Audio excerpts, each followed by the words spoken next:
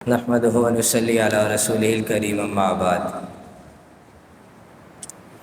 رمضان کا مہینہ بڑی سعادتوں والا برکتوں والا مہینہ ہے۔ اس کے بارے میں اللہ جل شانہ نے فرمایا ایام معدودات، یہ چند گنتی کے دن ہیں۔ اس مہینے میں ایک خاص عبادت تو رمضان کے روزے کی ہے، اور دوسری عبادت اعتکاف کی جناب نبی کریم صلی اللہ علیہ وسلم نے اعتکاف کے عمل کو بڑے اہتمام سے کیا ہے۔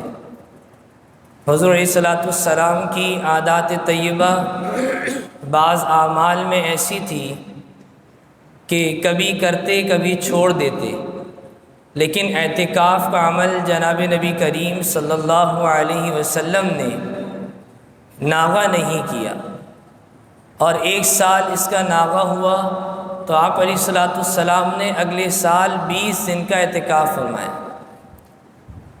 اور اعتکاف کے بارے میں رسول اللہ صلی اللہ علیہ وسلم نے ارشاد فرمایا، جس شخص نے ایک دن کا اعتکاف کیا، اس شخص کے اور جہنم کے درمیان زمین آسمان کے درمیان جتنا فاصلہ ہے اتنا فاصلہ جہنم کے درمیان کر دیا جاتا ہے۔ اور ایک روایت میں آتا ہے رسول اللہ صلی اللہ علیہ وسلم نے ارشاد فرمایا کہ جس شخص نے اعتکاف کیا، مسجد میں آ کے پڑھ گیا، اس کو اللہ جل شانہ حج اور عمرے کے برابر اجر عطا فرماتے ہیں۔ اعتکاف در حقیقت ایسی عبادت ہے کہ آدمی پورے سال اپنے سارے کام کاج کو آسان طریقے سے ادا کر رہا ہوتا ہے۔ تو یہ رمضان کا مہینہ سعادتوں والا مہینہ، برکتوں والا مہینہ، اللہ کی جانب سے مغفرت کا پروانہ ملنے والا مہینہ ہے۔ معتکف اللہ کے در پہ آ کے پڑھ جاتا ہے کہ اے رب میری تو مغفرت فرما دے، تب میں اس گھر سے باہر جاؤں گا۔ اعتکاف کرنے والا مثل ملائکہ کے ہے کہ فرشتوں کی صفت اس میں منتقل ہو جاتی ہے کہ جس طرح فرشتے مستقل عبادت میں رہتے ہیں، اسی طرح معتکف بھی اللہ کے گھر میں عبادت کی غرض سے آتا ہے۔ 5 وقت کی نماز کا اہتمام جماعت سے اس کو مل جاتا ہے، گناہوں سے محفوظ ہو جاتا ہے۔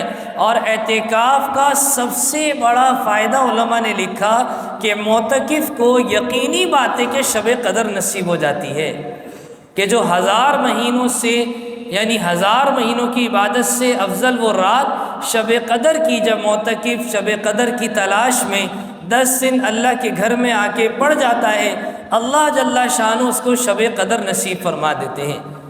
تو اسی لیے ہمیں بھی چاہیے کہ ہم نیت کریں، عزم کریں، کوشش کریں کہ نہ جانے ہم میں سے کس کی زندگی کا آخری رمضان ہو۔ بہت سے لوگ تقاضے پیش کرتے ہیں، اعذار پیش کرتے ہیں، زندگی میں بہت سارے اعذار ہیں ہمارے لیے، لیکن ہم یہ دیکھیں کہ ہمارے پیارے محبوب صلی اللہ علیہ وسلم کا عمل کیا تھا۔ ابھی چند روز پہلے ہم افطار میں تھے تو ایک صاحب نے کہا کہ کھجور سے افطار کرنا اللہ کے نبی علیہ السلام کی سنت ہے۔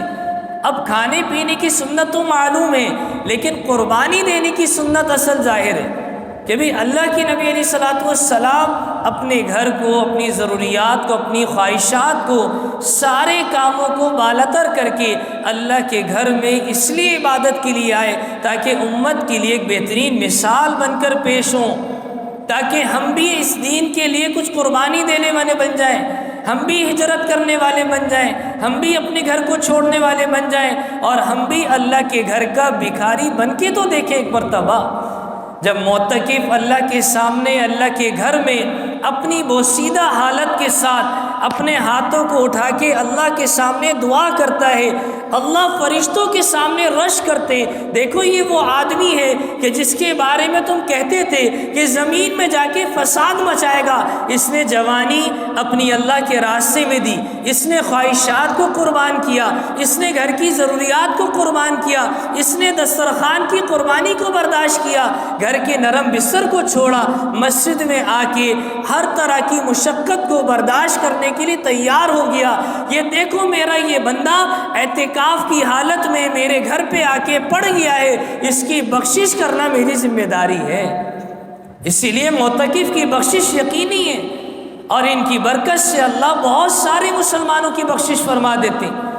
اور یہ سنت موقدہ علی الکفایہ ہے، چند بستی کے لوگ آ کے اعتکاف میں بیٹھ جائیں، ساری بستی گناہ سے بری ذمہ ہو جاتی ہے۔ لیکن ہم سب یہ سوچیں کہ ہماری زندگی میں کتنے رمضان آئے اور میں نے کتنے اعتکاف کیے، میں اللہ کے سامنے کیا کچھ دن ایسا پیش کر سکتا ہوں جو خالص میں نے اللہ کے لیے گزارا ہوں، جس میں نے گناہوں سے دور رہ کے گزارا ہو، جس میں نے اللہ کی عبادت احسن طریقے سے کی ہو، اللہ کو راضی کرنے والے سارے کام کیے ہوں۔ یہ معتکف کے لیے اعزاز ہے۔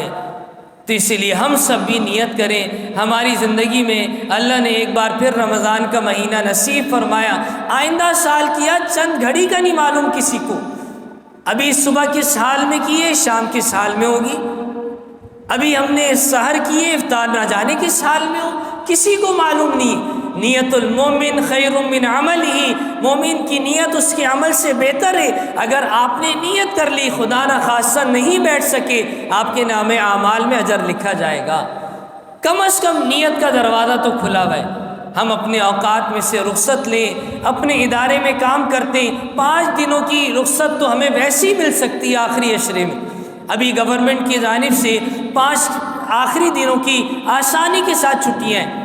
اب 5 دنوں کا تقاضا ہے کہ ہم 5 دنوں کی درخواست دیکھیں، 10 دن اللہ کے در پہ پڑھ کے دیکھیں، اس کی لذت کو حاصل کر کے دیکھیں اس سال۔ اللہ ہم سب کو اعتکاف کی سعادت نصیب فرمائے، اور جن لوگوں نے ارادہ کیا ہے ان کا بیٹھنا اللہ آسان فرمائے، ان کی نیتوں کو اللہ قبول فرمائے۔ اللہ ہم سب کو دین کی صحیح سمجھ نصیب فرمائے۔